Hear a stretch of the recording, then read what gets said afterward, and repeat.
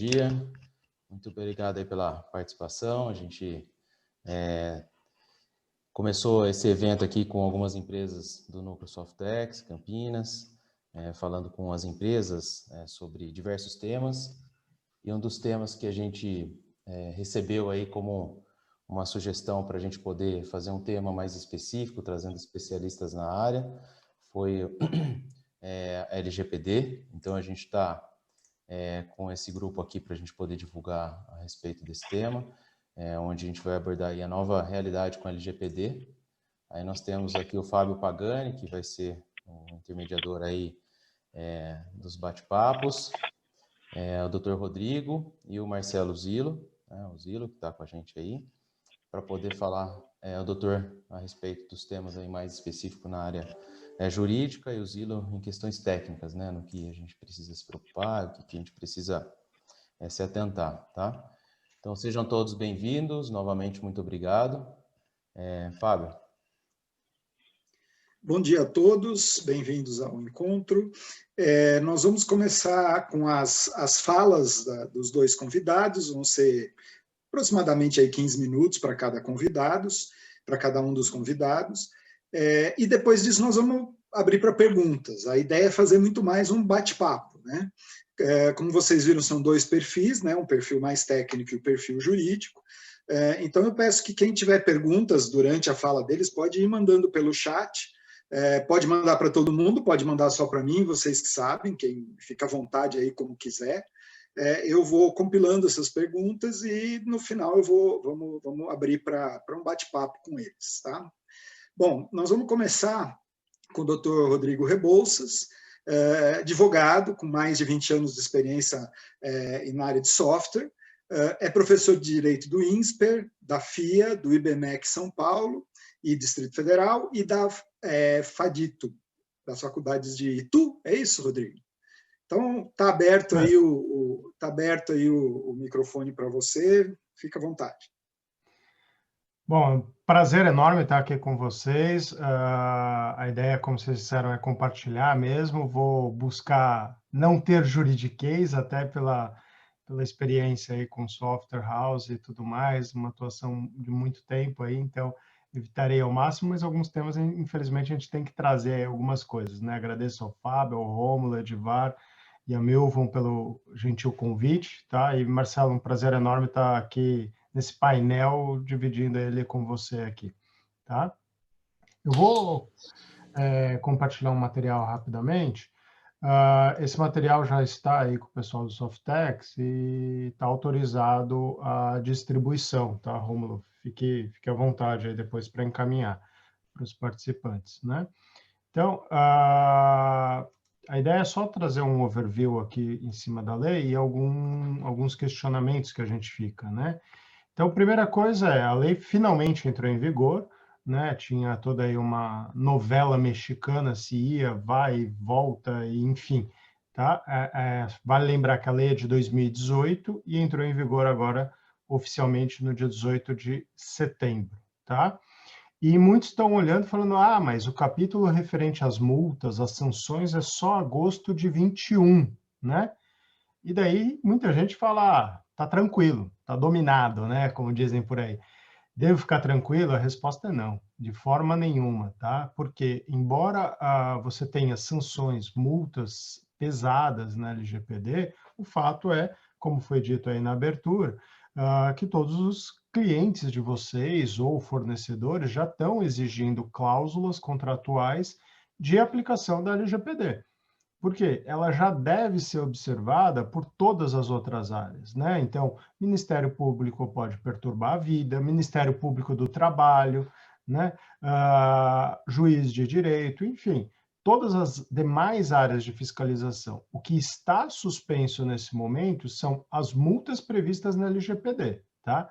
Mas o juiz pode fixar uma outra multa? Pode, porque você tem todo o resto do sistema de direito prevendo a aplicação da lei. Então, ele pode prever uma outra multa, não a da lei. A da lei só pode ser aplicada por uma autoridade que entrou agora, começou agora a atuar, que chama a ANPD, que é a Autoridade Nacional de Proteção de Dados, tá? Então, essa autoridade foi aprovada recentemente no Senado e está sendo constituída. Eles vão ter que regular muita coisa que está em aberto, tá bom?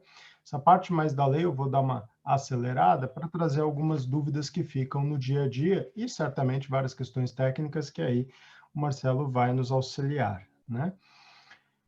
O fato é que, além da lei, hoje a gente tem mais de 40 propostas, tá, propondo alterações nessa lei, que acabou de entrar em vigor, tá? Seja para prorrogar mais ainda, seja para excluir algumas classes específicas, por exemplo, ONGs, terceiro setor todo, setor bancário, e por aí vai. Por quê? Porque isso daí impacta numa dificuldade de implementação, e aí a gente depende da área técnica, e vocês são os especialistas, e o Marcelo está aqui também para trazer aí ideias e soluções do que vem sendo feito, né? Uma mudança cultural radical, né? Então, para aqueles que têm um pouquinho mais de bagagem, como eu, né? Quando teve a entrada em vigor do Código de Defesa do Consumidor, há 30 anos atrás, né?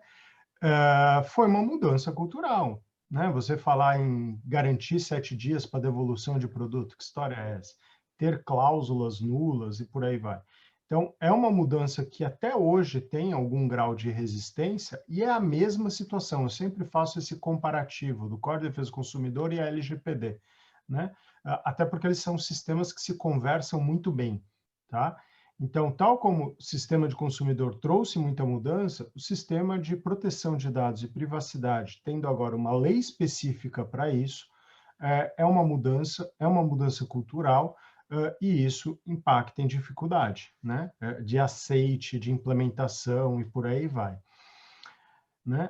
Mas eu sou uma B2B, eu só vendo ERP, por que eu vou me preocupar com isso? Eu tenho no máximo meus funcionários. Está equivocado esse pensamento, tá? Porque, embora a lei seja, que é o que a gente chama de aplicação material, né? O foco dela são pessoas naturais, que é a pessoa física, né? Desde que elas sejam identificadas ou identificáveis, né? Para eu chegar na identidade de uma pessoa é muito fácil. Com 3, 4 dados cruzados, eu chego na identidade de uma pessoa, tá? Então, eu rapidamente chego numa pessoa identificável. E isso impacta em dados, certamente, de todas as pessoas que circulam pela empresa, de fornecedores, de prestadores de serviço, de terceirizados, eu não vou falar PJs, tá? De terceirizados, né? De toda uma gama de outras pessoas com quem a gente tem relacionamento, isso sem falar nas bases de dados dos clientes que a gente recebe. Vocês vejam que eu já estou falando a gente, né? Enfim, que recebe. Eu recebo dumping de cliente, né? Como um software house, para fazer correção de bug, de correção de inconsistência de banco de dados e tudo mais, e aí? Né? Ou acesso diretamente ao sistema do cliente. Será que o meu funcionário está devidamente treinado? Será que os dados que ele está acessando estão abertos? Né? E quando a gente fala identificado e identificável, já entra uma chave aí maravilhosa chamada anonimização, né? Um novo termo aí que a gente tornou aí agora comum, que é tornar os dados anônimos, né? Porque se eu não tiver identificado ou identificável, uau, estou fora da LGPD. Eu tenho o resto do sistema ainda, mas a LGPD ela já não será aplicada. E está aí toda uma área de segurança da informação, que certamente o Marcelo pode nos auxiliar, para essa questão da anonimização, tá? Reiterando só, as sanções da LGPD elas serão impostas pela ANPD, ou seja, virou uma sopa de letrinhas essa lei, né? Pela Autoridade Nacional de Proteção de Dados, tá? Aqui embaixo são várias formas de identificação de pessoa. A aplicação territorial dela é dados tratados ou coletados no Brasil. Isso já é um escopo gigante. Ou objeto vale dizer produto ou serviço, que vai ser ofertado no Brasil. Então, o dado pode ser tratado lá e eu estou ofertando aqui, aplico a LGPD. E qualquer indivíduo localizado no Brasil. Quando eu falo indivíduo, é qualquer pessoa, independente de ser brasileiro ou estrangeiro. E isso significa que eu tenho uma sobreposição da LGPD com a GDPR, que é a lei europeia. Porque a lei europeia fala cidadão europeu. Então, se um alemão, um português estiver no Brasil, preenchendo a fichinha da Embratur para fazer check-in no hotel, eu aplico a LGPD e a GDPR. Tá? Eu tenho a grande vantagem é a LGPD, ela nasceu de dentro da GDPR, então tem uma grande semelhança, tá? E o que fazer para mim para estar adequado aí, tá? Antes disso, só uma questão aqui de dados sensíveis. Esses dados a gente tem que tomar mais cuidado ainda. São dados que são muito comuns circularem no RH, por exemplo, ou quando eu faço uma política específica, por exemplo, para contratação de negros. Eu preciso saber a origem racial, étnica, religiosa, política, enfim, não só o negro, lógico, todos esses casos, tá? Todos esses dados devem ser tratados com mais cuidado ainda. Por quê? Eventual violação ou desvio desses dados, que são dados sensíveis, eles terão uma punição mais alta, tá? A origem desses dados, só para não acharem que eles foram colocados aí de qualquer forma, é origem histórica, né? Foram dados usados na nossa história da humanidade de forma abusiva, tá? Então, se eu pegar todos esses dados, eles foram usados durante a Segunda Guerra Mundial para eliminar pessoas, ou para discriminar pessoas, ou para prender pessoas, tá? Ok? E para que eu consiga fazer algum grau de adequação, inclusive para validar cláusulas contratuais exigidas aí por nossos fornecedores ou clientes, eu tenho que olhar esses princípios, tá? Se eu conseguir atender esses princípios que estão na lei, já está de excelente tamanho, ok? Além desse decálogo aqui, desses 10 grandes princípios, tem também boa-fé, proporcionalidade também, tá? Razoabilidade. Então, além disso, eu separei aqui por cores 5 blocos praticamente, tá? Então, o primeiro é, o que eu estou coletando, eu tenho uma finalidade para isso? E essa finalidade está informada? Tá? Então, eu tenho que ter uma finalidade. Ah, eu tenho uma finalidade, eu quero porque eu quero, ponto. É adequado? Não sei se é adequado. Ah, se eu não sei, eu já tenho que fazer um double check. É efetivamente necessário?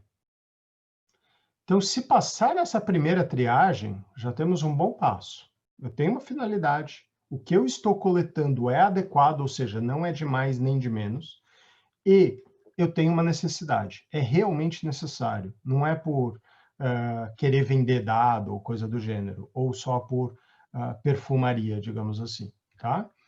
Eu sempre dou como exemplo a catraca de academia. Eu tenho aquela academia high-tech, que para liberar os equipamentos, eu preciso da minha digital, eu tenho uma finalidade, eu tenho uma adequação e é necessário.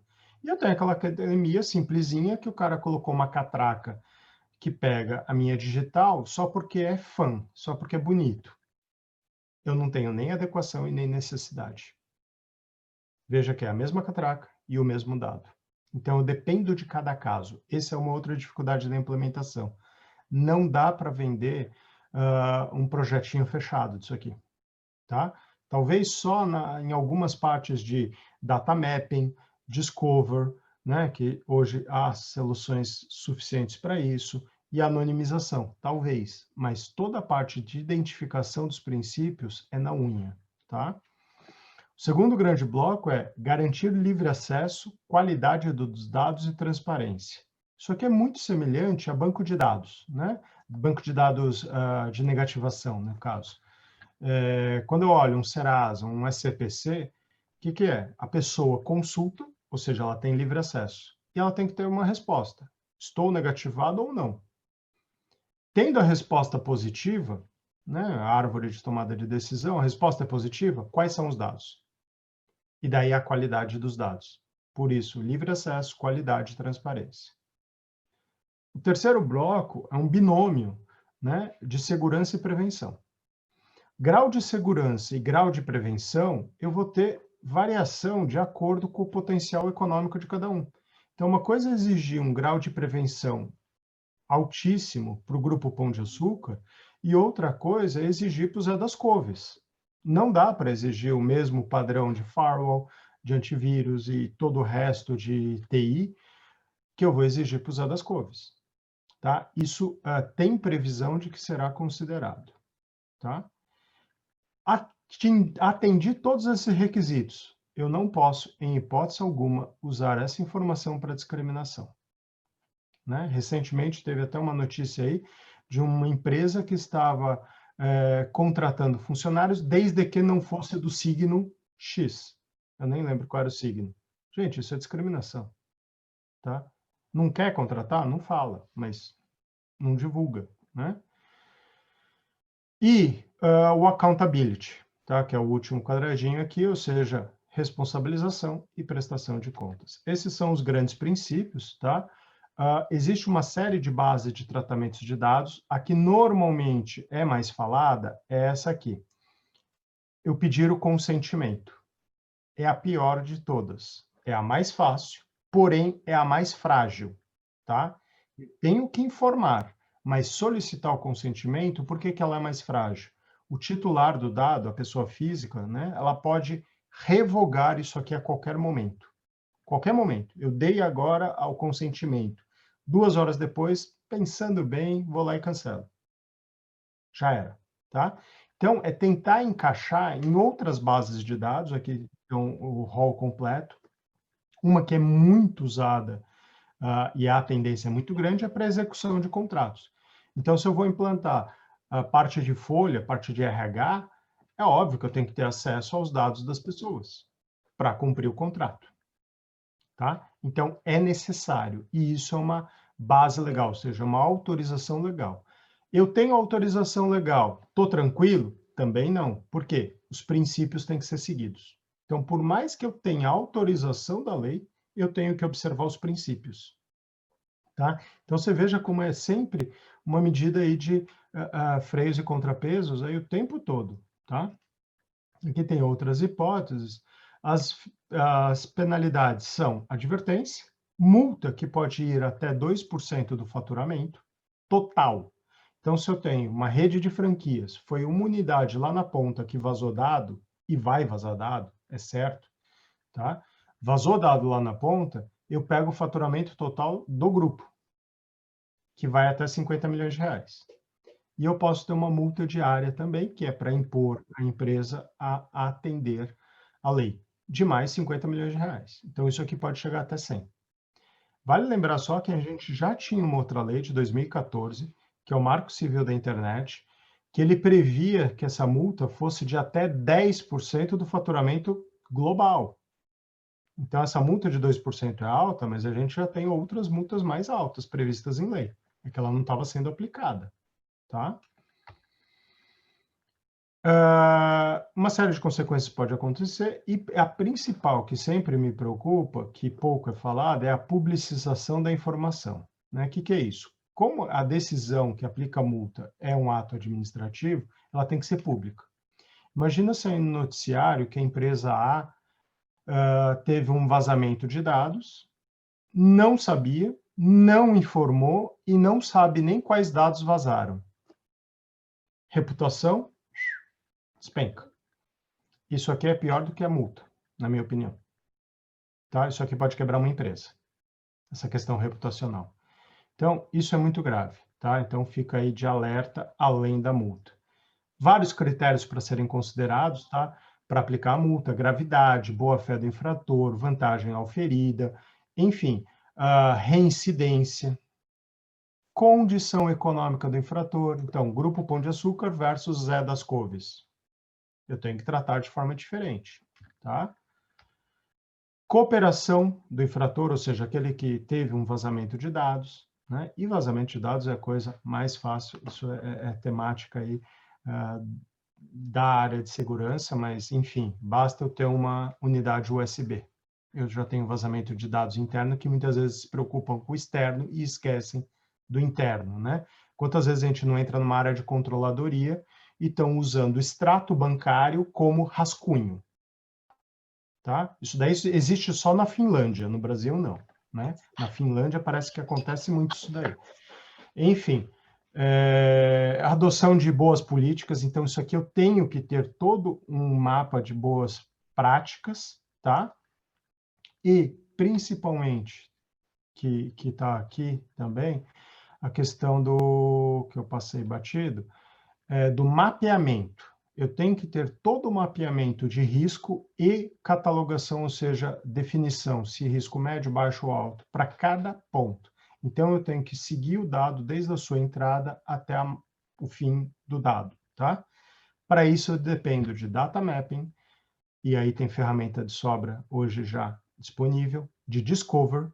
O Discover é fundamental, porque muitas vezes a gente está preocupado só com o banco de dados assim, nunca é feito download de tabelas, né? Nunca. Ainda mais nesse período de home office. Então, a quantidade de dados que existe nas máquinas das pessoas, e o pessoal preocupado só com o servidor, ou com o cloud, né?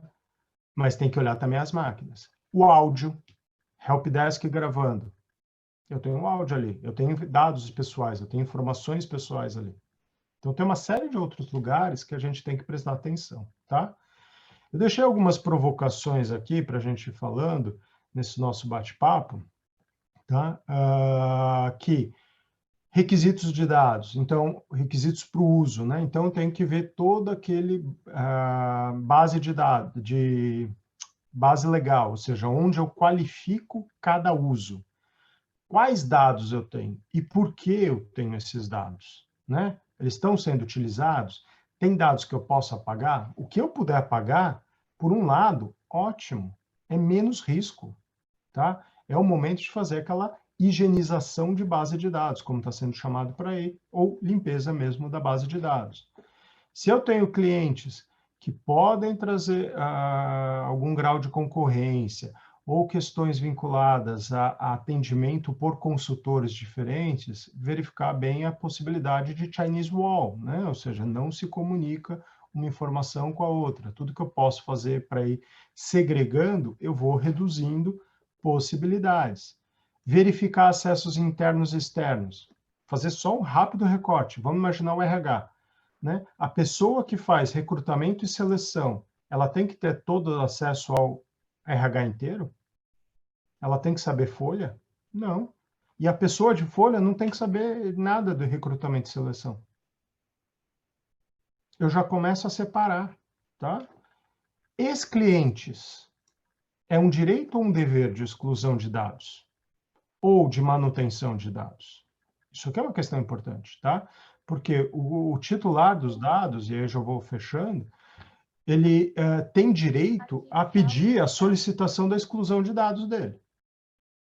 Só que quem está detendo esses dados, a empresa que está segurando esses dados, pode ser uma pessoa física também, tá? Que está tratando esses dados, pode se negar. Se negar por quê? Porque eu preciso desses dados no futuro, por exemplo. Vamos supor que uma pessoa acessou a sua empresa e fez uma discriminação racial ali dentro, tá? Isso é um crime inafiançável e imprescritível. Ele não prescreve, tá? Portanto, eu tenho que guardar essa informação eternamente. Ou mais, ex-funcionários. Essa pessoa pode, um dia, daqui a 10, 15 anos, entrar com uma ação para reconhecer apenas o período trabalhado. Ela não quer nada trabalhista. O que ela quer? Reconhecer o período trabalhado para efeito de INSS, de aposentadoria. Tá? Isso é uma ação também imprescritível. Ela não está pleiteando contra vocês. Ela está pleiteando o reconhecimento para mostrar para o INSS. Se eu não tenho esse dado, como é que eu vou alegar lá no processo lá na frente? Portanto, é uma base legal e é um direito de manutenção desses dados. Então, tem que ser verificado cada caso, porque tem sido muito comum, eu tenho visto isso, vários profissionais falar, não, você tem que excluir o dado. Uma vez que chegou a solicitação, você tem que excluir. Calma. Analisa cada caso, tá? Vários stakeholders, olhar aí a questão de relacionamento com fornecedores, parceiros, revisar contratos internos e externos, não sair assinando tudo, dar uma revisada, realmente posso atender. Aliás, quem está me pedindo isso também está atendendo? É uma pergunta super importante.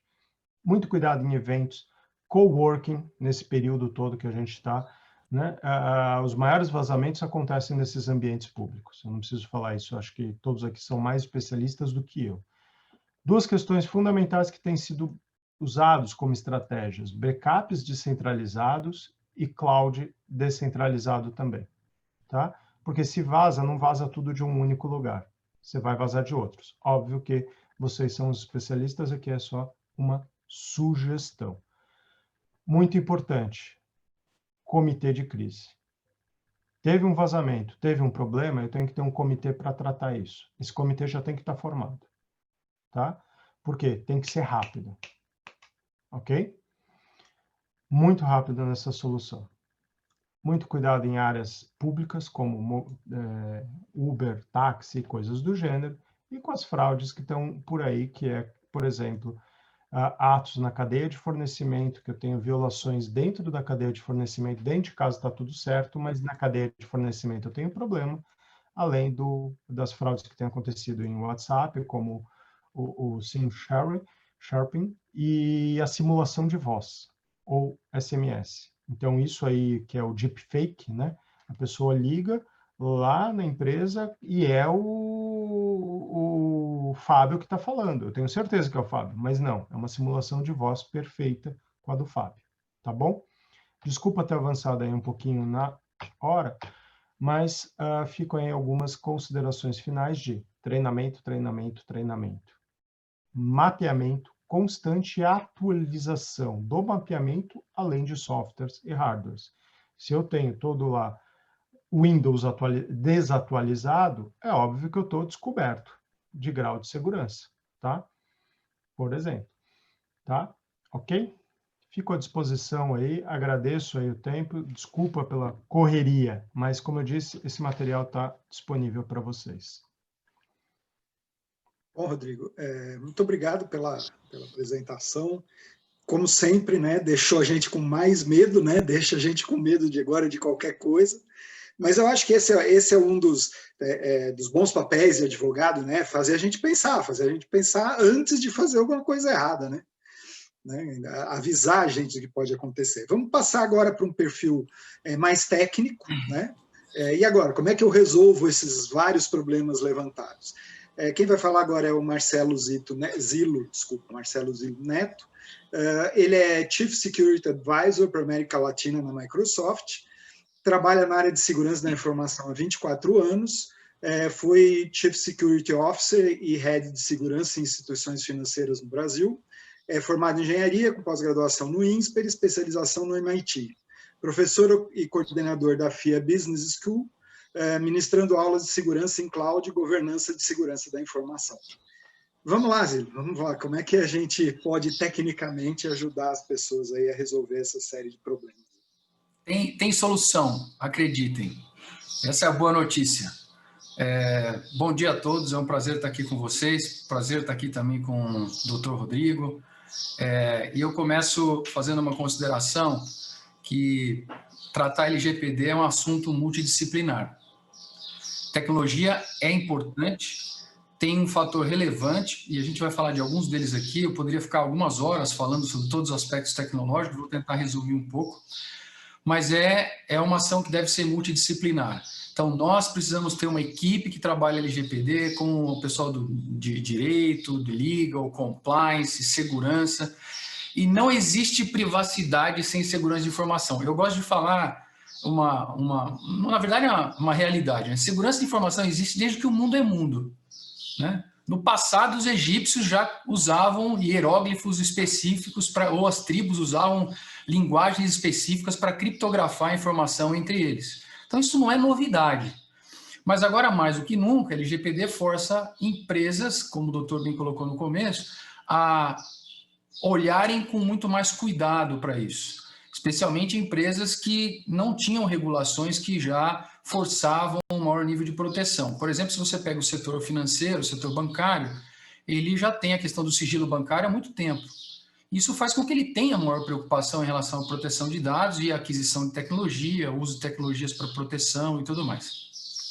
Então, esse é o primeiro recado importante que eu queria dar da multidisciplinaridade que a gente precisa considerar.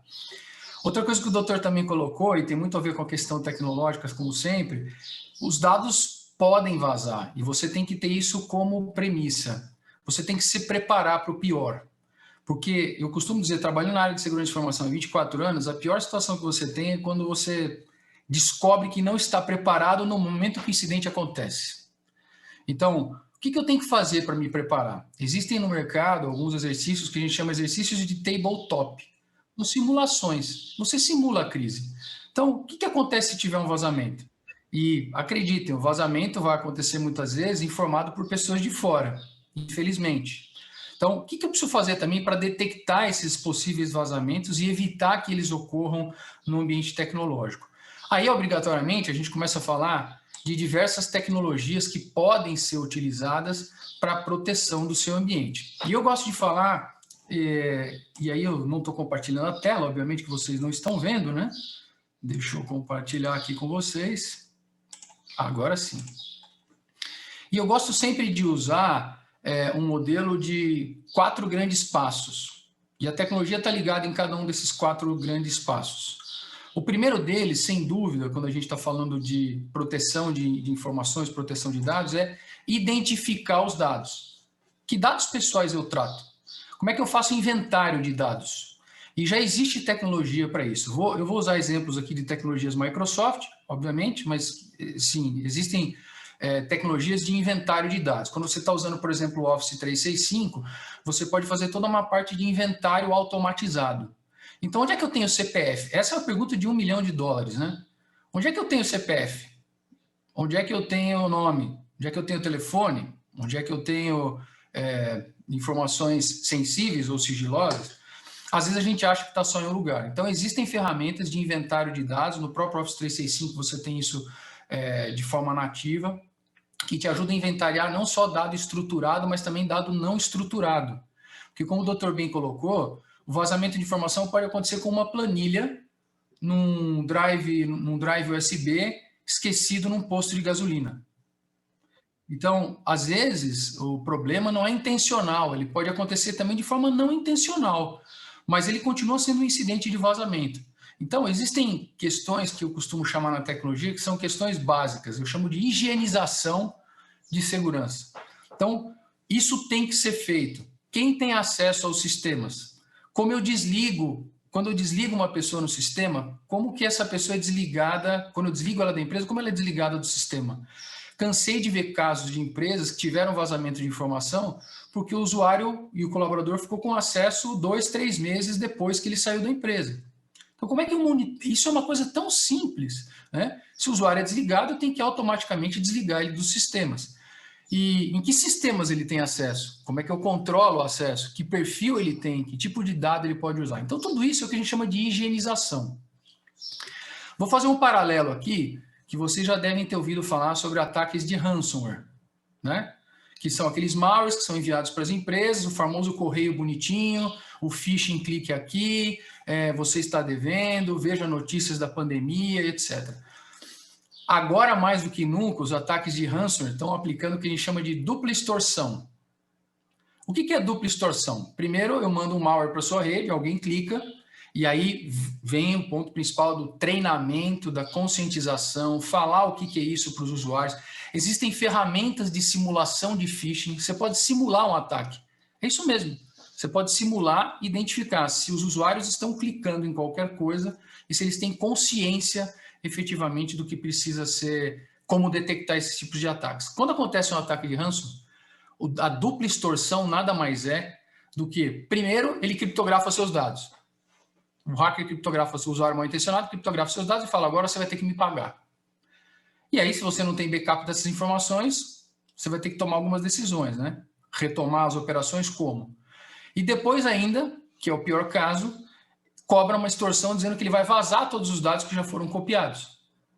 Então, veja, você tem aí casos de vazamento que ocorrem por questões higiênicas, mas você também tem casos de vazamento que podem acontecer pelos ataques, como nós chamamos de ataques avançados, ataques direcionados. Então, os fraudadores, obviamente, querem obter a identidade dos usuários e jogam a rede. Quem clica primeiro e submete os seus dados, ele vai conseguir acesso, pode ter acesso à empresa, pode ter credencial, pode ter senha e tudo mais. E aqui vem outro fator de higienização que é fundamental em tecnologia. O segundo fator de autenticação. Usar aquele tokenzinho, aquele número aleatório, né, que a gente tem disponível, que os bancos já usam há muito tempo, mas que várias tecnologias também já disponibilizam. Então, quando você está usando o serviço de nuvem, por exemplo, a Microsoft disponibiliza o segundo fator de autenticação sem custo adicional. Você tem isso disponível. Você pode habilitar um segundo fator de autenticação de forma que, se a sua senha vazar, automaticamente você tem um segundo fator que vai proteger sua conta. Então, caso um usuário caia num phishing, por exemplo, você tem mais uma camada de proteção. Em tecnologia, a gente fala muito disso, né? Segurança em profundidade, camadas de proteção. E a gente tem que implementar essas camadas de proteção do ponto de vista tecnológico para proteger as informações. Então, uma vez que eu tenho a capacidade de identificar, né, onde estão os dados, quem tem acesso aos dados, usando ferramentas de inventário, como eu falei, disponíveis, por exemplo, no Office 365, até mesmo inventários em base de dados, estruturadas e não estruturadas, aí eu preciso começar o que a gente chama de gerenciamento. E o doutor colocou bem a questão do consentimento, né? Eu tenho que apagar, que dados eu tenho? Eu tenho que apagar esses dados? Né? Eu já vi uma pergunta no chat aqui sobre dados de backup. Essa é uma boa pergunta, né? Mas que deve ser considerado, inclusive, o cruzamento, e aí eu vou entrar numa área que não é minha aqui, o doutor pode me corrigir, que são outras regulações que podem obrigatoriamente pedir que a empresa mantenha aqueles dados por 10 anos, por 15 anos, como o doutor colocou no finalzinho da apresentação. Ou seja, talvez eu não tenha que apagar, talvez eu não tenha que destruir o dado, mas eu tenho que continuar protegendo ele.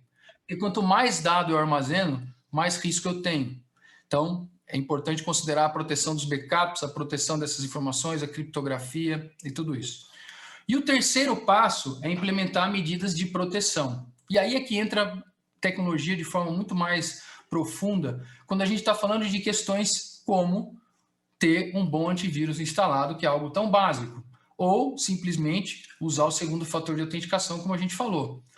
Aplicar os patches de segurança no sistema operacional, porque os ataques de ransomware utilizam vulnerabilidades conhecidas. Aliás, 70% dos ataques de ransomware, a Microsoft publicou uma pesquisa com base nos casos que a gente vem trabalhando nos últimos 12 meses no mundo todo, 70% dos casos de ransomware que tiveram vazamento de informação, ou seja, infecção por um malware e vazamento, iniciaram os ataques por algo muito simples.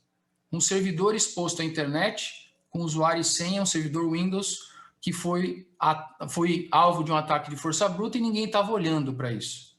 Depois de um tempo ele teve acesso à máquina, da máquina ele chegou em outras máquinas, que chegaram em outros dados, e pode ser um ataque silencioso.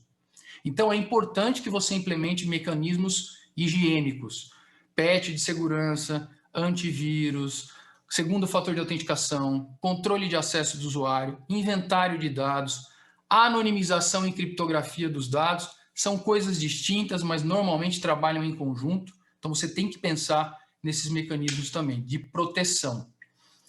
E, por último, mas não menos importante, porque a gente costuma dizer o seguinte, né? Que não existe segurança 100%. Você vai ter um problema. Então, como que você detecta um possível vazamento? Então, o mercado já disponibiliza hoje, por exemplo, de novo no Office 365, você tem soluções de DLP, de Data Loss Prevention, que te permitem, na verdade, identificar se tem um arquivo, por exemplo, com CPF, nome, RG, etc., que está sendo enviado para fora da sua empresa sem ele estar devidamente criptografado. Ou se tem alguém tentando salvar um arquivo desse num drive USB que não está devidamente criptografado e protegido. E se a gente for dar um passo mais adiante, a gente ouve muito falar sobre tecnologia de machine learning, inteligência artificial, para a criação de novos produtos e serviços, né? Como alavancador da transformação digital. E machine learning e inteligência artificial também tem um papel fundamental em segurança de informação, porque as tecnologias de machine learning e os produtos de tecnologia que usam machine learning ajudam a gente a identificar comportamento de usuário. Vou dar um caso para vocês que é um caso real.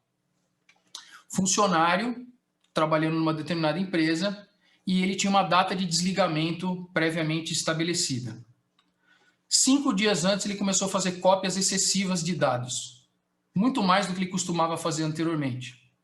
Um dia antes dele ir embora, ele copiou tudo isso para um drive de USB e levou todas as informações com ele para outra empresa. Se isso vazar, isso chegar a vias de fato, você vai ter um problema. Então, como é que você detecta esse comportamento? Aí é que entram tecnologias de machine learning que estão integradas, inclusive, com mecanismos de classificação de informação automatizados. Guardem essa palavrinha, porque ela é importante. Classificação de informação é fundamental para você determinar como que eu protejo essa informação, quem pode ter acesso a ela, quem pode ler essa informação, quem pode alterar e etc.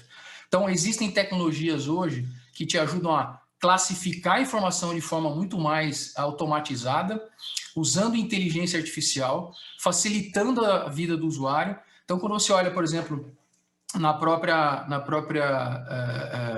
próprio Office 365, né, que é feature que é o nosso chapéu aí de colaboração, você tem o que a gente chama de classificação automatizada.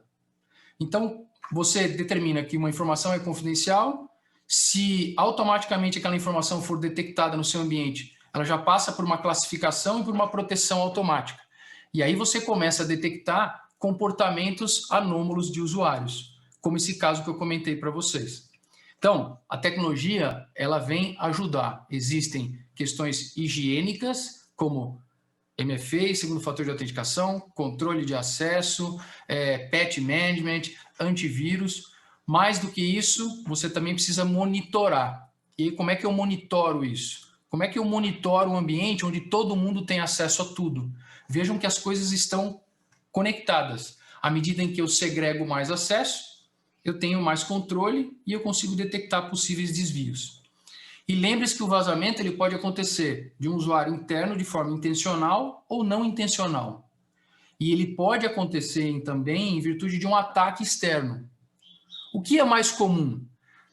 Bom, a gente tem de tudo, mas na prática significa dizer que os insiders normalmente são a grande preocupação. 90% dos Chief Security Officers com quem eu falo, e isso é uma pesquisa até da própria Microsoft, a gente sabe que vazamento de informação privilegiada por acessos internos é maior preocupação do que acessos externos. Então, muitas vezes a gente negligencia isso. E, de novo, tem tecnologia para a gente fazer isso, tem possibilidades da gente implementar, que vão desde tecnologias nativas em ambiente de nuvem, e aqui eu vou colocar mais uma pimenta. O doutor falou sobre a descentralização, ela é importante para a segurança, mas ela traz um outro desafio, que é como que eu sei onde meu dado está. Se eu estou usando ambiente de multinuvem, cadê? Se ele está na nuvem A, B ou C, não interessa. O controlador é você. E a gente pode entrar numa outra discussão aqui, que é controlador versus processador. O controlador ele é responsável pela informação, ainda que a informação esteja no ambiente de nuvem, que está processando a informação para ele. Então, você continua responsável por determinar os controles, por avaliar os controles e ter certeza de que isso vai funcionar do ponto de vista tecnológico. Para a gente fechar, existe solução, existem mecanismos tecnológicos, como eu mencionei para vocês, e dividam a adoção tecnológica em 3 grandes blocos. Questões básicas, como higiene, controle de acesso e prevenção e detecção. E não se esqueçam, o incidente vai acontecer. É melhor você ensaiar antes, treinar a equipe de tecnologia, porque se você tiver que investigar, olhar os logs, onde estão as informações, não é bom descobrir como fazer isso durante o incidente. Eu garanto para vocês que essa não é a melhor opção, tá bom?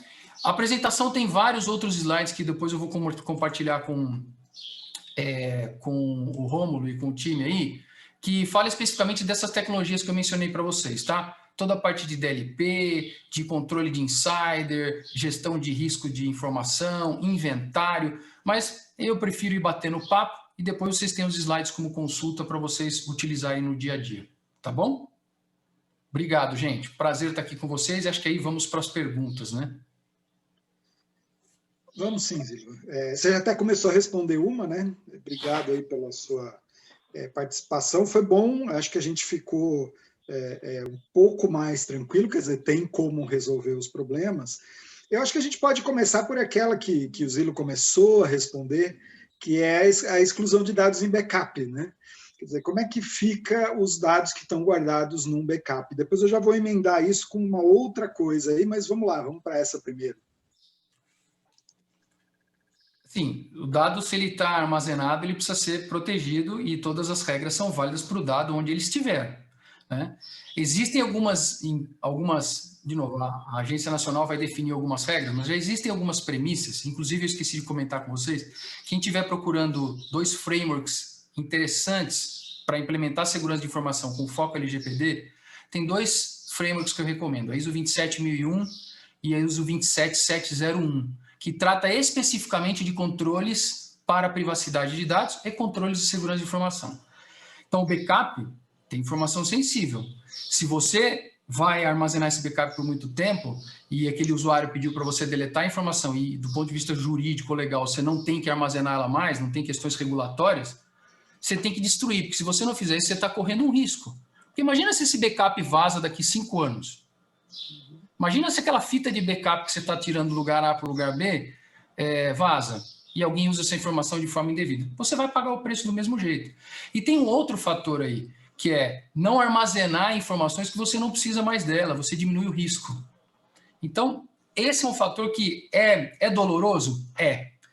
Tratar isso em backup é complexo? Não é tão simples. O que muitas empresas estão fazendo é usando uma chave criptográfica para criptografar o backup e destruir ele logicamente, que talvez seja mais fácil do que você destruir e apagar e etc. Mas aí é uma discussão técnica que também a gente depende da agência para ver o quanto que isso vai ser aceito ou não. Rodrigo, eu quero complementar isso aí com uma outra pergunta que eu recebi e acho que você pode ajudar aí a tirar essa dúvida.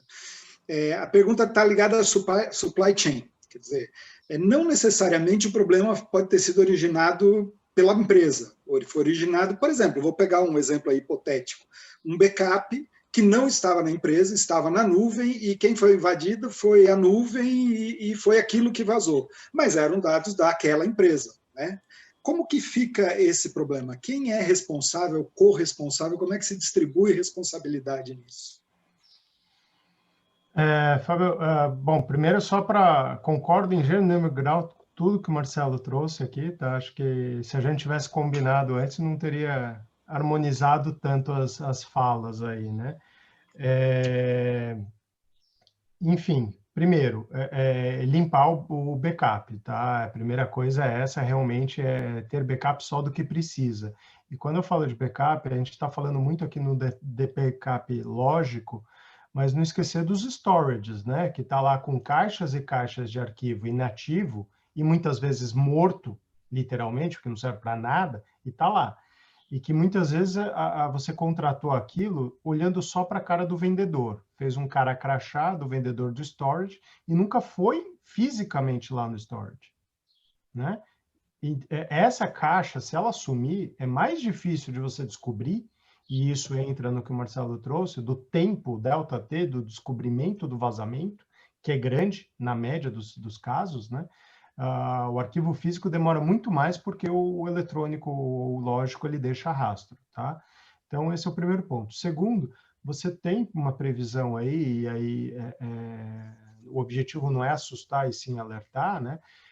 Mas que acaba assustando, enfim, que é uma solidariedade, ou seja, todo mundo que está na cadeia do fornecimento, que está nessa relação, é solidariamente responsável. O que vai acontecer, que é aquele grau de apuração da infração, é verificar qual é o grau de culpa de cada um nessa cadeia, né? Então, o fato de ter sido a violação do dado lá na nuvem, será que eu realmente não tenho nada a ver com isso? Eu deleguei ou eu delarguei? Será que eu estava fiscalizando? E mais, o fato de eu simplesmente colocar no contrato, olha, cabe a você, cloud, seja ele de qual empresa for, adotar todas as formas de segurança possíveis. Estou tranquilo? Não, eu tenho que fiscalizar, porque se eu crio um dever para o meu fornecedor de adotar sistemas de segurança, eu tenho que fazer a checagem disso, que é o que o Marcelo falou. Deixa eu tentar violar os dados, deixa eu ver o que vai acontecer, deixa eu verificar constantemente e auditar quais são as medidas de segurança que são tomadas. Veja que tudo isso que eu estou falando não é jurídico, é técnico, mas que traz consequência para o jurídico. tá? Então, e aí eu estou 100% de acordo que toda a parte da adoção da LGPD, 100% de acordo com o que o Marcelo trouxe, não é nem só técnico, nem só jurídico e nem só de nós dois, técnico e jurídico. Eu preciso da pessoa do RH, eu preciso da pessoa de infra, eu preciso da pessoa de compras, eu preciso ter um comitê. Não dá para implantar e fazer toda a manutenção e gestão de qualquer projeto de LGPD eu sozinho. Não dá. Não dá para ser só técnico, tem que ser coletivo, tá? Fábio, eu queria fazer uma colocação rapidinho, eu coloquei até no chat aqui. Quando a gente fala de adoção de serviços de nuvem, todos os provedores de nuvem, eu coloquei aí o link da Microsoft, falam de um contexto, de um conceito que é o Shared Responsibility Model, modelo de responsabilidade compartilhada. O que significa isso na prática? Dependendo do tipo de serviço que você usa na nuvem, você pode ter maior ou menor responsabilidade de segurança naquele ambiente. Então, se eu estou simplesmente usando o que a gente chama de infraestrutura como serviço, eu tenho mais responsabilidade. Por quê? Porque eu tenho que controlar o sistema operacional, eu tenho que controlar a segurança do banco de dados, eu tenho que controlar a segurança dos usuários e tudo mais. Agora, existem 3 coisas que vão ser sempre responsabilidade. Se vocês olharem o link que eu mandei, 3. Uma delas, proteger o usuário final. Isso é sempre responsabilidade do controlador, porque são os colaboradores dele. Então, o desktop, o aplicativo que está na ponta, etc. Segundo, é proteger os dados. Então, ninguém melhor do que o controlador tem a capacidade para dizer se aquele dado precisa ser criptografado ou não. Até porque, por uma questão de privacidade, os provedores de nuvem não têm acesso a esses dados. Eles não sabem. Então, a recomendação aqui é, quando você está adotando um serviço de nuvem, olhe para esse modelo, para o modelo de responsabilidade compartilhada, porque ele te ajuda, inclusive, a determinar o que você precisa fazer do ponto de vista técnico, de segurança, de proteção de dados, que vai te ajudar efetivamente numa implantação de boas práticas pelo LGPD. Tá? Deixei o link aí, acho que é legal o pessoal consultar depois. Ok. Zílio, você falou que uma das várias fases aí a empresa tem que ter controle sobre os dados, né? Rodrigo, acho que tem uma pergunta aqui que cabe em cima disso. A empresa descobriu que teve um vazamento, ela viu primeiro. Muda alguma coisa se ela admitir, se ela sair na frente, se ela falar, tipo recall de indústria automobilística, aconteceu um problema e eu vou fazer alguma coisa. Muda 100%, tá? Aliás, quando eu olho os critérios para fixar a fiscalização ou a sanção, né, um deles é colaboração do infrator. A lei traz como colaboração do infrator. Aquele que tem o seu dado vazado é vítima também, mas sobre a ótica da lei, ele é o infrator, porque o vazamento saiu dele, tá? No momento que essa empresa ou essa pessoa adota todas as medidas possíveis e rapidamente para mitigar, ou seja, para reduzir o dano, é melhor. Esconder embaixo do tapete é zero essa hipótese. É não fazer, tá? Porque isso é agravante. Já temos vários casos na Europa, sobre a ótica da aplicação da LGPD, de empresas que tentaram esconder e a multa foi agravada, ou seja, foi elevada pelo fato de ter tentado esconder, tá? Então, trazendo, por exemplo, um caso que aconteceu aqui no Brasil agora, este ano, de 2020, tá? Que saiu nos noticiários, eu não trabalhei no caso, não conheço o caso, mas eu vi a partir dos noticiários, que foi com o Palmeiras, o Esporte Clube Palmeiras, né? Ele teve um vazamento... Palmeiras, doutor? Eu sabia que ia causar algum problema que ia alegar isso, mas, enfim, né? Mas o exemplo é positivo, né? Por quê? Porque, embora tenha tido vazamento de dados dos sócios torcedores, eles, sabiam de quem vazou e o que vazou, ou seja, estava organizado. Eles tinham data mapping, eles tinham organização e eles sabiam exatamente. 2, eles souberam rapidamente do vazamento. Quais foram as medidas deles? Imediata. E, avisar como vazou dado de cartão de crédito, eles entraram em contato com todas as operadoras para cancelar ou bloquear esses cartões, para evitar fraude. 2, entraram em contato com os titulares. E 3, com os proprietários, dos dados. E 3, com as autoridades. Tá? Então, eles tomaram todas as cautelas. E isso pode justamente reduzir ou até eliminar qualquer responsabilidade. Quando a gente usa aí a comparação com outras áreas, que já aconteceu, por exemplo, nos Estados Unidos com a questão da SEC, né, que é o órgão aí semelhante à CVM, nossa, você tem operações tanto da Microsoft quanto da Apple, em que ambas as empresas tomaram, pelas suas áreas de governança, tomaram a frente e se autodenunciaram. Falaram, olha, temos alguma situação aqui que pode trazer algum problema. O que aconteceu? Houve uma advertência, mas não houve multa. Tá? Então, isso é extremamente importante, essa proatividade da empresa. Só que para isso você tem que estar organizado, você tem que saber o que é. E sem isso, controles têm que estar toda a implementados, fase pré... Oi? Os controles têm que estar implementados, né? Isso. Sem não controle... dá para segurar vazamento de um balde com 50 furos. Exatamente, é impossível, impossível. Tá? Por isso que não dá para ser uma coisa do eu sozinho. Não, tem que ser coletivo. O Zílio, que é da área de segurança, já deve ter ouvido aquela brincadeirinha que se faz, né, quando pergunta, você já foi invadido? Seu site já foi invadido? A resposta é não. Aí completa, que você saiba, né? Não que você saiba, porque tem grande chance de... Só tem dois tipos de empresa, Fábio, eu costumo dizer. As que foram invadidas e sabem, e as que não sabem. As que não sabem ainda. Ou que tiveram tentativas, enfim. Pois é. Tem uma pergunta aqui do Anderson, da Arte. A pergunta é mais, tá no chat, é mais comprida, eu vou tentar sintetizar. Ele pergunta se tem que ter algum tipo de acesso para dados de ex-colaboradores. Quer dizer, se falou aqui, tem que guardar os dados do INSS, tem que guardar, é uma obrigação legal, etc. Tem que ter algum tipo de controle para acesso disso, pode apagar isso depois de algum tempo, porque mesmo esses dados eles têm uma data de validade, né? Eles têm um período. Dados de currículos enviados para recrutamento e seleção tem que receber alguma tratativa especial, quer dizer, a pessoa se candidatou, mandou. Se candidatou às vezes a nada, né? A gente tem nas empresas, às vezes, um lugar, mande seu currículo aqui. O que se faz com essa pilha de currículo hoje? Né? Espetacular. Primeiro, usar muito a tecnologia para botar ordem no coreto, né? Primeiro ponto. Segundo ponto, é uma obrigação que está previsto na lei, e que daí a gente depende de a chatbot e tudo mais, de ter um núcleo de atendimento. Por isso que eu dei aquele exemplo de Serasa, SCPC. Eu tenho que ter um balcão de atendimento ali, tá? Que pode ser um chatbot, tá? Em que as pessoas que tiveram relacionamento, lembrando que é só pessoa física ou natural que eu vou aplicar LGPD, tá? Física e natural é a mesma coisa, tá? Ela pode acessar direto esse chatbot. Por quê? Eu tenho que deixar isso disponível 24/7, está previsto na lei. Está dependendo de regulação pela Autoridade Nacional de Proteção de Dados. Mas se eu ler a lei crua, é disponível full time, então é 24/7. Então, não vejo como implementar isso sem ser por um chatbot, tá? E daí eu tenho que saber se eu tenho dados dela ou não. Então, o Fábio entra em contato comigo, e o Fábio foi meu funcionário há 10 anos atrás. E ele vai mandar lá, tem dados meus ainda? Eu tenho que saber se tem ou não tem. E para isso depende de organização, depende de data mapping, discovery e tudo mais.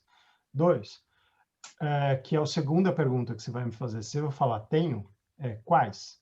E daí eu tenho que saber quais. Então, e desculpa usar o exemplo, mas eu tive uma fiscalização, uma auditoria interna sobre potencial questão de ato que poderia causar uma demissão por justa causa. Isso tem um processo investigatório dentro da empresa. Isso eu posso divulgar para você ou não? E aí envolve também o que é o sigilo da empresa. E aí entra sigilo industrial e sigilo comercial.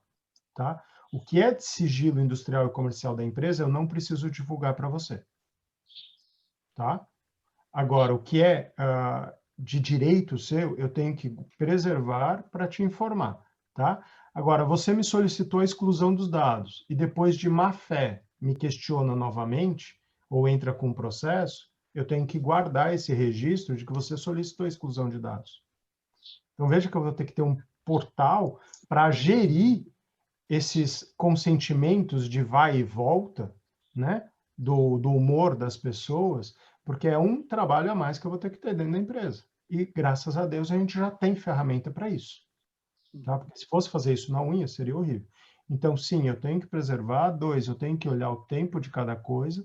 E há alguns documentos que eu diria que você não deve jogar fora nunca. Tá? Então, por exemplo, de que você um dia foi meu funcionário, Fábio. Eu vou ter que guardar essa informação. Tá? Agora, que teve um processo interno para apurar e deu em água, eu posso jogar fora isso daí. Né? Eu posso eliminar, só que tomando cuidado com essa eliminação. Currículos, rapidamente, de candidaturas em geral, depende. Se são candidaturas simples, ou seja, para uma vaga pontual, ok, eu posso eliminar, mas cuidado nessa eliminação. Tá? Não vai usar isso de papel de rascunho, não vai simplesmente deletar, vai realmente apagar isso de uma forma lógica e entra todo um debate de qual é o grau de segurança e qual é o sistema que eu vou usar para deletar isso. Né? 2, se eu usei isso para preencher vaga de PCD, guarde. Porque, principalmente nós, a maioria das empresas aqui são do interior, e sabe o quanto é difícil preencher uma vaga de PCD. Tá? E muitas já devem ter alguma fiscalização do Ministério do Trabalho ou coisa do gênero, agora a Secretaria do Trabalho, né? Ou coisa do gênero. Eu preciso guardar esse histórico para mostrar que eu estou tentando preencher essa vaga e eu não estou conseguindo. Ou se eu tenho uma política de contratação de diversidade em geral, eu tenho que preservar esses dados, veja que são dados sensíveis, que eu estou tentando preencher uma vaga de diversidade, seja ela qual for, e eu tenho que preservar isso para mostrar o porquê que eu fiz. Então, eu tenho que analisar a situação caso a caso. Não tem muito uma fórmula. Algumas coisas básicas eu vou ter pronta, mas outras eu vou ter que customizar, digamos assim, caso a caso. Tá. Zilo, entrou uma pergunta bem interessante que acho que você vai gostar, mas eu queria só juntar mais duas que estão muito ligadas nesse tema aqui que o Dr. Rodrigo estava falando agora, e acho que são bem pontuais. Então, a gente já passa aí para a sua. Enquanto estava falando, entrou aqui uma pergunta, alguém falou agora há pouco de cara crachá, né? Foi você. Aqueles dados que se pega na entrada, né? Pois não, você vai falar com quem? Vou falar com o Dr. Rodrigo. Seu nome, seu RG, o nome da sua avó, o nome da sua tia. Tem empresa que faz Tira uma foto de frente. Uma foto. Isso, foto de frente, de lado, de perfil. Esse negócio vai continuar pedindo? E outra coisa, o Edivar pergunta aqui de filhos, quer dizer, alguma coisa especial sobre filhos, especialmente menores de idade, que a gente sabe que também tem um controle mais complexo ainda, né? Eu vou começar pela segunda parte, que essa geração, sem dúvida, trata a tecnologia de um jeito, tecnologia e privacidade, hein? De um jeito muito diferente do que a gente está acostumado. Eu tenho filhos, quem tem filho sabe, o conceito de privacidade para eles é um pouco diferente, muitas vezes, né? Então, existe um desafio aí de deixar muito claro o que pode, o que não pode fazer. Eu diria que vai fazer parte da educação dos filhos, a gente trazer isso à tona, explicar e exercitar isso todo dia, porque eles vão estar trabalhando amanhã, né? Eles vão estar dentro das empresas, eles vão estar trabalhando na frente do computador. Então, assim, é preciso pensar nessa consciência. Existe até um estudo da OEA, dos Estados Americanos, Organização dos Estados Americanos, falando sobre a maturidade de cibersegurança na América Latina. Depois eu coloco o link aqui ou eu mando na apresentação. E um dos pilares de avaliação é justamente a educação em cibersegurança das crianças. Como é que essas crianças estão sendo educadas em cibersegurança? Porque são cidadãos de amanhã. Então, eu acho que esse é um fator que a gente precisa se preocupar, sim. Primeira parte da pergunta eu esqueci, Fábio. Era aquela coisa do que se pede na entrada da empresa. Perfeito. Né? Que se pede na entrada. Se é informação sensível, se é informação confidencial, você vai ter que protegê-la. Cabe à empresa definir o seguinte: onde é que essa informação está? Numa planilha Excel, num computador, na entrada, onde todo mundo tem acesso, o cara pega o HD e leva embora.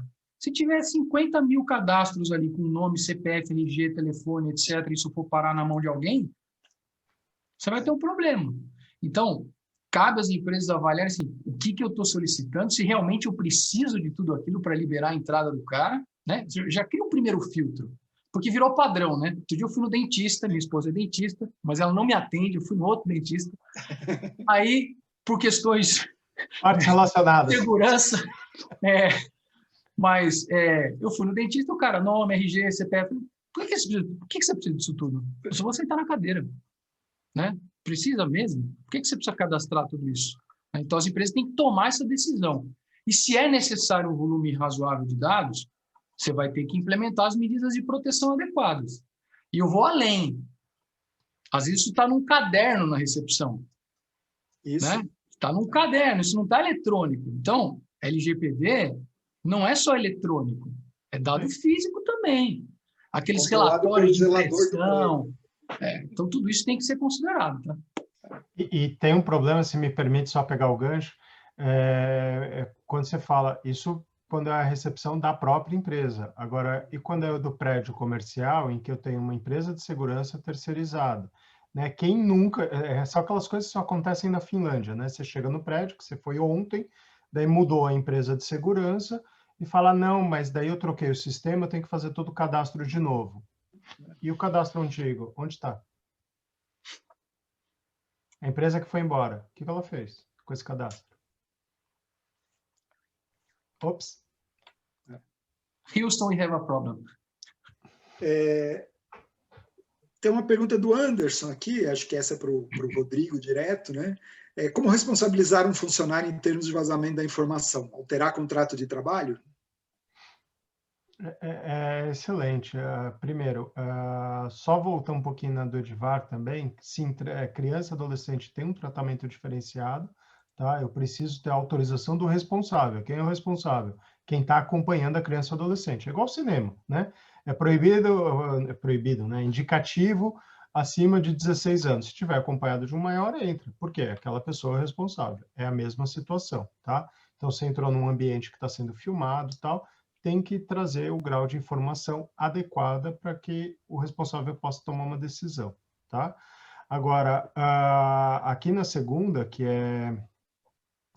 como é que é a pergunta mesmo? Desculpa, acabei... responsabilizar funcionários em termos de vazamento, quer dizer, pode mexer no contrato de trabalho, ter essa... Sim, isso é muito fácil hoje, né? Porque você tem contratos eletrônicos, aliás, a carteira de trabalho hoje é eletrônica e ela também é um contrato de trabalho, mas toda forma de contratação eletrônica é 100% válida, tá? Às vezes me questionam isso. Sim, eu posso usar o contrato eletrônico também para relação de trabalho e atualizar isso daí. Só que mais do que o contrato de trabalho, que ele é um efeito meramente quase que burocrático, tá? É sim ter código de ética focado, ter governança de dados, ter compliance de dados, por mais que seja uma startup, foi posto também a questão das startups, e ela tem um tratamento diferenciado, eu vou ser mais suave, digamos assim, com as startups, né? São empresas em estágio inicial e tem uma previsão de tratamento diferenciado às startups, tá? Então, isso é importante também, seja com base na LGPD, seja o Marco Civil da internet ou o próprio Lei de Liberdade Econômica, tá? Mas eu tenho que tomar essa cautela com o funcionário de ter esses códigos e, acima disso, conscientização. Nada vale mais do que a conscientização, né? Treinamento não é uma vez. É igual brigadista de incêndio, né? Você tem que treinar todo ano. Tá, mas o cara faz 10 anos que ele é brigadista de incêndio, não tem problema. Vai ter que fazer NR determina, retreinar todo ano. Porque senão, toca lá o raio do alarme e o primeiro a sair correndo é o brigadista. Né? Então, eu costumo comparar com o brigadista, tá? Então, óbvio, ressalvadas as devidas proporções, né? Mas, enfim, treinar. Eu adorei essas ferramentas aí que o Marcelo comentou de simulação de phishing, de simulação de ransomware e tudo mais, que é realmente onde você pega, a hora que você simula e vê, amigão, você foi treinado e você caiu. Você foi o primeiro a cair no negócio. E aí? Né? Então, isso é conscientização. Isso vale muito mais do que a alteração no contrato. Eu preciso ter para mostrar para a autoridade, aquele negócio para inglês ver, tá? Porque se eu olhar, por exemplo, código de compliance e regras de compliance, uma das empresas que tinha isso mais sério e um dos melhores códigos de compliance e anticorrupção que tinha no Brasil, antes da Lava Jato, era da Odebrecht. Sério, não estou brincando. Era um dos melhores. Agora, ele estava sendo seguido? Tinha treinamento? Não. E daí o exemplo vem de cima para baixo. É top-down. Tá? E isso é muito importante, a força do exemplo. E é treinamento. E isso não é jurídico, isso é comportamental, isso é gestão e liderança. E não basta dizer que fez, né? Tem que mostrar que fez. No último evento que a gente teve, a gente falou exatamente sobre cultura empresarial, e uma das características muito marcantes da cultura é o exemplo da liderança, né? Como é que a liderança se comporta.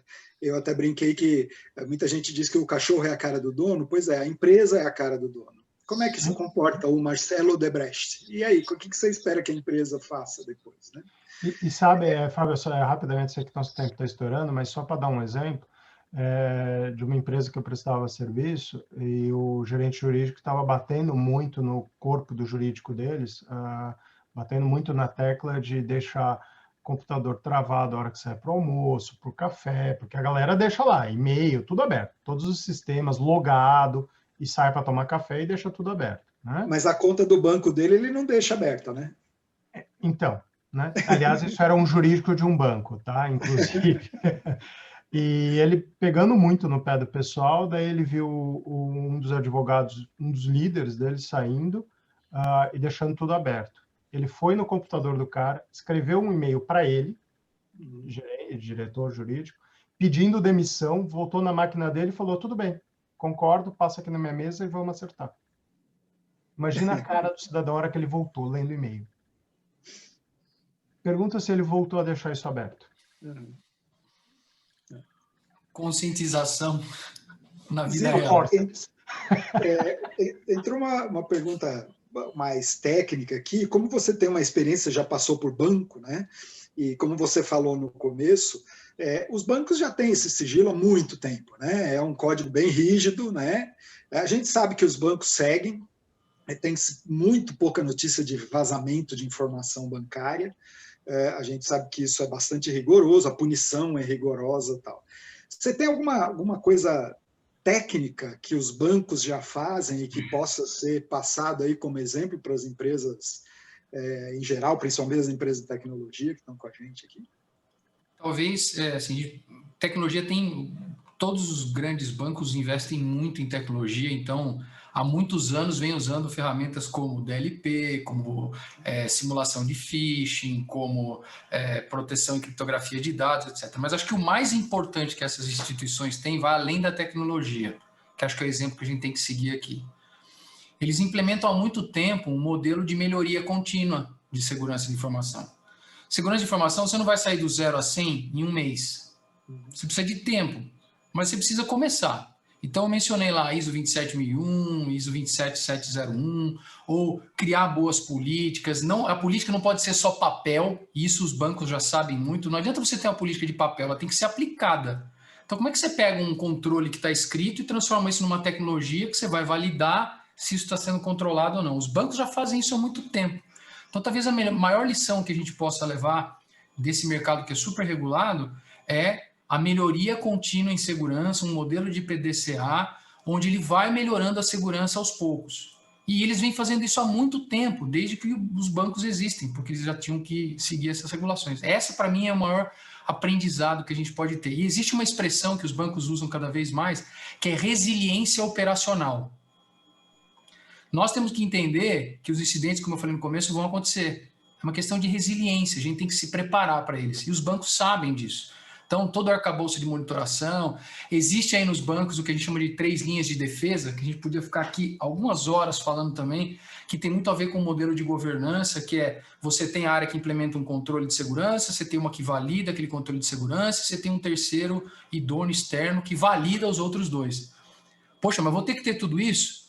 Não, mas pode ser um bom exemplo para você começar a adequar essa prática no seu ambiente. Então, eu acho que mais do que a tecnologia é o modelo de gestão.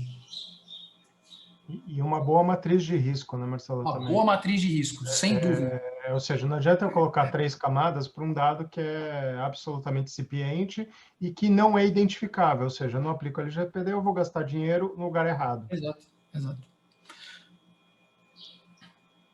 Eu acho que a gente está chegando no final, temos ainda mais uns 10 minutos, né, Romo? Temos ainda um tempinho ainda. Eu não sei, vocês querem complementar com alguma coisa? Vamos dar uns minutinhos aí para vocês complementarem. Algo que faltou nas perguntas? Como é que... Fica à vontade aí, Rodrigo. Eu acho que duas coisas aí que me surgiram até da fala inicial do Marcelo, né? Questão de higienização ou controle aí de acessos e tudo mais, principalmente de pessoas desligadas, né? E a título de exemplo, uma das escolas que eu fui coordenador, eu tenho acesso aos sistemas até hoje. Eu fui desligado já tem 1 ano e meio. Detalhe, eu já pedi para tirarem o meu acesso algumas vezes e não tiraram até agora. Tá? Então, isso é uma coisa grave nas empresas, eu vejo isso acontecendo direto. Se desliga a pessoa do marketing e a pessoa continua tendo acesso ao Instagram da empresa. Por exemplo, coisas bobas, assim, né? Desconfiar, desconfiar no bom sentido, né? Ou seja, de fiscalizar, de treinar, de olhar, o tempo todo, constantemente. A resiliência que o Marcelo trouxe, eu acho que ela é fundamental, né? Estar o tempo todo monitorando, porque os vazamentos e as fraudes vêm de onde a gente menos espera normalmente.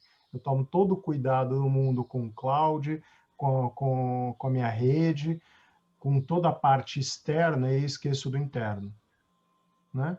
E o camarada vai lá e faz uma cópia com uma unidade USB, ou vai aos poucos enviando dados, né? Tem a situação do que vai ser desligado e manda tudo em batelada, óbvio, aí chama atenção. Agora, tem aquele que vai mandando aos poucos, vai copiando um e-mail particular. Isso é uma coisa importante de monitorando também, né? E é um dever da empresa ir monitorando. E muito cuidado em sala de reunião, que eu vejo de reunião, que às vezes você entra na sala de reunião, tá lá tudo anotado no vidro ou no quadro, enfim, da reunião anterior, que é a estratégia 21-25 da empresa. Tá lá. E você entra, tá lá, né? Ou faz anotações e joga no cesto do lixo. Eu sou meio neurótico com isso, né? Eu faço anotação e levo embora meu lixo. Eu elimino meu lixo na minha churrasqueira, se for o caso, né? Enfim,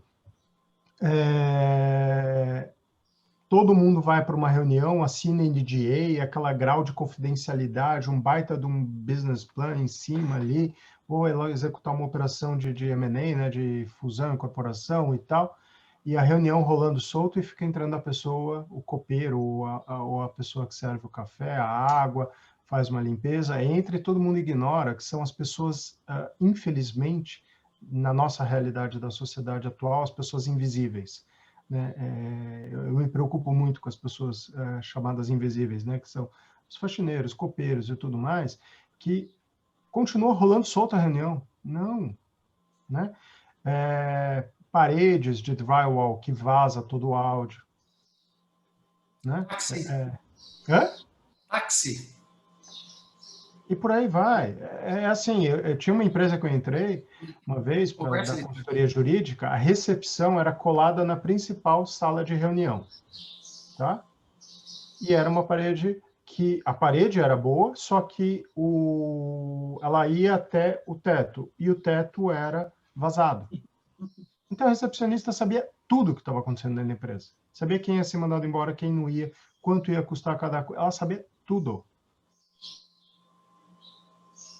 Tá? Então, existem cuidados, às vezes, e olha que eu estou dando cuidados estruturais, não são nem tecnológicos, que são bobos, né? Toda a operação aí de lançamento de marketing, às vezes, basta pegar a história da antiga cerveja Primus, que morreu, né? Para quem? Ela morreu para a cerveja dos amigos.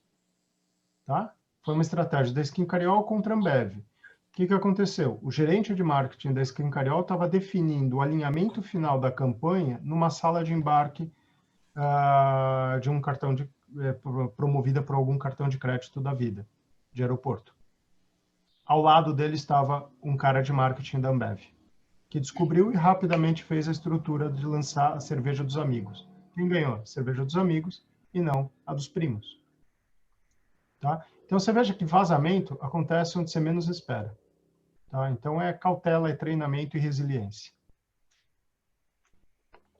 Eu comentei do táxi, eu tenho uma história engraçada. Eu trabalhava numa empresa de segurança e quando a gente ia fazer teste de invasão, uma das coisas que a gente fazia, a gente pegava táxi e ficava conversando com os taxistas, porque eles sabiam muitas coisas que eram faladas dentro do táxi, né?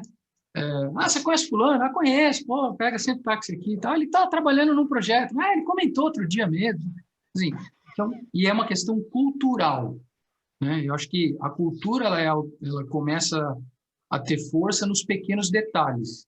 É o exemplo da liderança, é a conscientização constante, não é o treinamento de segurança uma vez por ano, não é isso, tem que ser pequenas pílulas.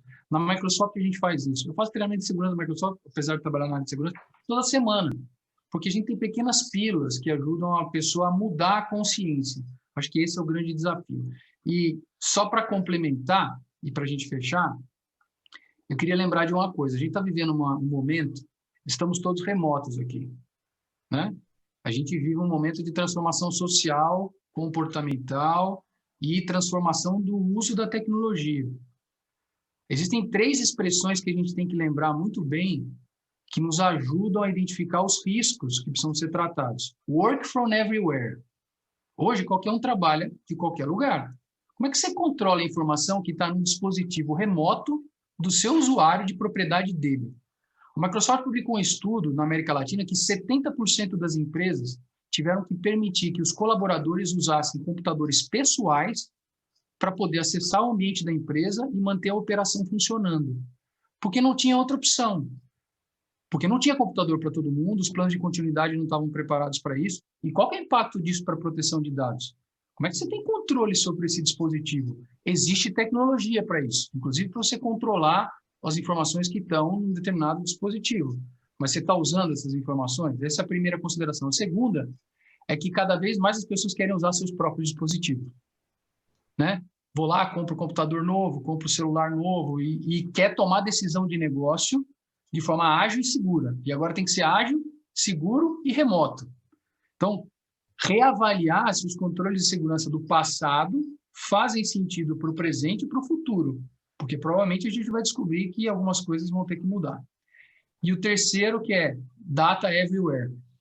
O dado está em qualquer lugar. Então, a informação tem que ser protegida de uma forma que a segurança é quase um metadado do dado. Não interessa onde ele está. Se o arquivo Word com informação de cadastral de cliente está no dispositivo do usuário, ele está criptografado, está protegido, ele não pode entregar para outra pessoa. Se ele está na rede da empresa, ele está protegido do mesmo jeito. Se ele está no dispositivo da empresa, ele está protegido do mesmo jeito. A boa notícia, existe tecnologia para isso. Existem formas de fazer. Então, não é utopia, mas essas 3 verticais aí vão fazer, inclusive, que a LGPD tem alguns desafios adicionais aí para a gente tratar. Acho que essas eram as minhas considerações finais. Estamos chegando no fim. Muito obrigado, Rodrigo. Muito obrigado, Marcelo. Eu acho que ajudou a esclarecer. O pessoal está no chat aí dizendo que foi muito bom. Então, isso é um bom sinal, né? Eu acho que a LGPD, na verdade, ela não está criando nada, ela não está trazendo nada que as pessoas já não soubessem que deveriam fazer. Ela, na verdade, organiza as coisas e ela cria algo bastante interessante, principalmente para o ser humano. O pessoal às vezes fala de brasileiro, mas não é para brasileiro, é para ser humano. Ela cria uma forma de fiscalizar e uma forma de punir quem não faz, né? Eu já dei exemplo para o pessoal, eu estou morando agora na Austrália. As pessoas respeitam muito aqui, não discutem, respeitam tudo.